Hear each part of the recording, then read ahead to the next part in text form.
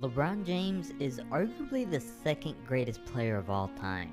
He's been a top player in the world for nearly 2 decades and has dominated the NBA for most of the past 10 years, making 9 straight NBA finals, winning 3 NBA championships along with 3 MVP awards in his career.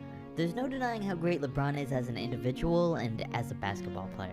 But with the very few problems that come with James and his legacy as a player, one of the biggest that doesn't get talked about enough is the amount of times that the roster he's been on has switched up to cater to exactly how he plays. Whether it's his decision or the team's decision to make these big moves, there's no denying that it happens whenever his team isn't playing as expected. And this is by no means going to be a hate video on LeBron. But we're going to be seeing if one of the biggest knocks on his career is really as big of a deal as some people make it out to be. And we're going to do that by first laying out some facts about just how many teammates he's had over the years. And the first one isn't a good sign for one of the greatest to ever do it. Back in the 80s, 90s, and even the 2000s, teaming up with rivals was something players just didn't do, because guys back then would rather beat the competition than win with them. And as we all know, James teamed up with 2 Eastern Conference stars in Chris Bosh and Dwayne Wade in 2010. But that's not the bad part, because that would be this mind-boggling stat. Since joining Wade and Bosh on the Heat, LeBron James has been teammates with at least one player from nearly every single playoff series he's played. If you're not following, let me lay it out like this. James has played in 32 total series since then, and has played with a member of 26 of those teams, including all of his rivals, like the early 2010s Boston Celtics, where he's teamed up with Ray Allen and Rajon Rondo since then, or the Chicago Bulls, where he's teamed with their star in Derrick Rose and Kyle Korver, or even the Indiana Pacers, where he's joined forces with Lance Stevenson and George Hill, or the 2011 Mavericks. Well, he was teammates with Tyson Chandler last year and is now being coached by Jason Kidd. Or how about the 2013 and 14 NBA Finals? Well, he's now teammates with Danny Green this year, and has been teammates with him in the past. Or even the 2015 Celtics, where he soon after played with Isaiah Thomas and Jay Crowder in Cleveland. Or finally, how about the Warriors teams he's faced off against in 4 straight NBA Finals, where he's now playing with JaVale McGee and has played with Andrew Bogut in Cleveland. And you get the point here, he's played with a lot of the competition. And while many of these guys have been role players or weren't the same stars that they were when he faced off against them, it's still a stat that really gets you thinking. Another one is the stat that's been thrown around a lot recently, where when this season starts, LeBron will have teamed up with 8 former first overall picks. Far more than any other star in NBA history, with the 8 being Shaq, Joe Smith, Andrew Bogut, Greg Oden, Derrick Rose, Kyrie Irving, Anthony Davis, and now Dwight Howard. I will say though that this stat is deceiving, because while he is going to have played with 2 superstars in both Kyrie Irving and Anthony Davis, the other 6 have all been busts or just dropped off since they were stars. Which then leads us to our third stat, which is the number of teammates LeBron has actually played with. And it really brings our attention to whether or not he has a problem with players getting traded, him being the GM, and changing his team too much in order to win. Let's start off by listing off a couple of other all-time greats and their teammates for a comparison. Michael Jordan played for 13 seasons with the Chicago Bulls, and we're not going to include the Wizards because those here shouldn't really count, but 13 seasons for Chicago, with a total of 92 teammates overall, which averages out to surprisingly about 7 new teammates every year. But the game has changed and developed since the 80s and 90s, so let's look at someone a little more recent, like Kobe Bryant, who played for a total of 20 seasons in the league and had 134 separate teammates, which averages to about 6.5 new teammates every year. And out of a 15-man roster, that's not too bad. But then we get to LeBron James, who's entering his 17th season in the NBA and has had a shocking 179 different teammates since being in the league, which means that he's had an average of 10 new teammates every single year that he's been in the NBA. And this number's insane if you think about it. Sure, every team brings in a couple of young guys through the draft, but to consistently play with nearly a completely different team every year seems impossible. Now granted, he has changed teams 3 times in his career, which meant 15 new teammates each time. But there's been a countless amount of times that he's caused his team to completely remodel itself in order for him to win, with the most recent being the 2017 Cavs. We can compare this number though to a guy like Kevin Durant, who's currently playing in the NBA, going into his 12th season, and has had 120 different teammates, which surprisingly puts him with the same number of new teammates per year as LeBron. while he's changed teams 2 times in his career, which does make it a little better for LeBron to see someone else on the same pace. And I mean, stars choosing to get off of a team that they can't win with isn't new at all. Because, I mean, Oscar Robertson forced his way off the Kings decades ago, and Kareem did the same with the Bucks to get onto the Lakers with Magic Johnson.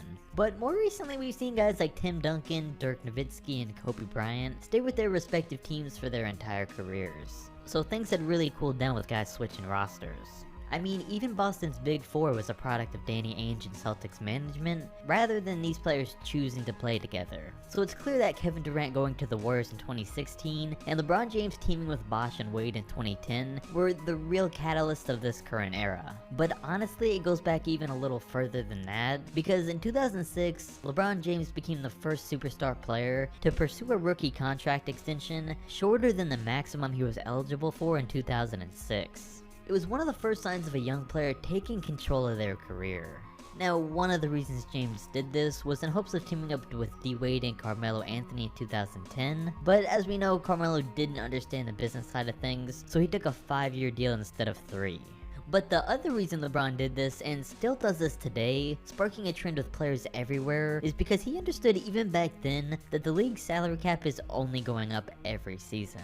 And if he opts out every 2 or 3 seasons, he'll be able to sign smaller, bigger contracts every time, instead of being locked into a max deal that would have led to him being underpaid in the last few years of his contract. But all of this is to say that this was the other catalyst of player empowerment in the league. And himself and Clutch Sports have led us to situations like we saw with Anthony Davis. And I will say loyalty is a huge thing. I think it's something that we should see more often, like we're seeing with Damian Lillard and the Trailblazers, and supermax contracts that the league have invented to help contribute to this is a good step in that direction.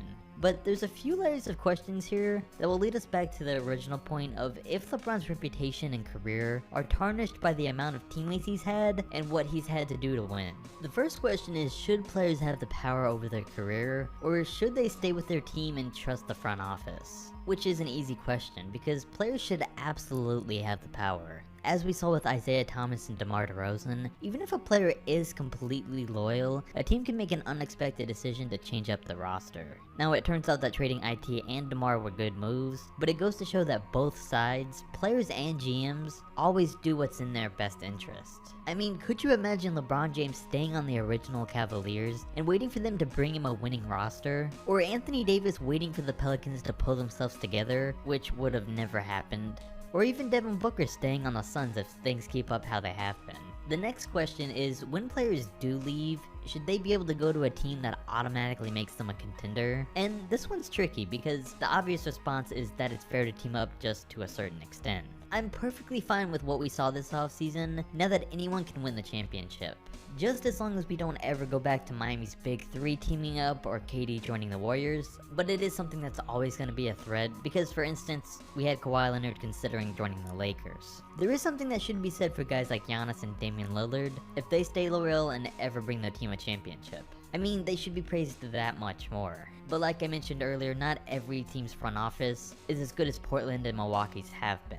And with all of that being said, the final question is, did LeBron James start a problem in the NBA? And has how he carried out his career played a part in hurting his legacy? To where I'd have to say that I think he actually fixed a problem in the league by giving back power to the players. There was no one better to do this in the face of the NBA, and I think it's great for all the players that it happened, because we're seeing the effects of it in every aspect of the league. Just for example, when Kevin Durant signed a 1-year deal with a 1-year player option with the Warriors, or how Kawhi Leonard just signed a 3-year deal with a 1-year player option with the Clippers. This is a power that players should have, and should have had a long time ago. As for his personal career and reputation though, I'm trying to stay on the good side of LeBron fans because I may have said some things in the past that might not have put me there, but you gotta think that he has to lose some credit for all the stats that I mentioned earlier at the beginning of the video, as well as for teaming up with all of the stars that he has. Don't get me wrong, his entire career has been one of the best ever, and the 2016 championship is legendary. But for teaming up with Bosh, Wade, and Ray Allen in 2012, and getting Miami's entire roster changed to exactly what he wants, with a big man and shooter surrounding him at all times, especially because he was the only one doing this at the time because he started the trend, and for teaming up with 2 stars in Cleveland right after, and getting the entire roster traded when things didn't work out. and now teaming up with the best power forward in the league in Anthony Davis. There's no way it can go unaccounted for. If he was just a regular player or a regular superstar, then sure, it wouldn't be as bad. But since people are putting him in the greatest of all time discussion, and he's rivaling Michael Jordan for that spot, you'd have to think that that comes up as a problem in the discussion. And like I said, this is in no way hate on LeBron. I mean, the moves himself and his teams made back then have really become just what's normal in today's league. But it seems like hurting his own personal reputation is the sacrifice he made for revolutionizing players having power in the NBA, which is really bigger than a lot of things he could have done on the court and shouldn't go unnoticed. If you enjoyed the video, drop a like, subscribe, and I'll catch you next time.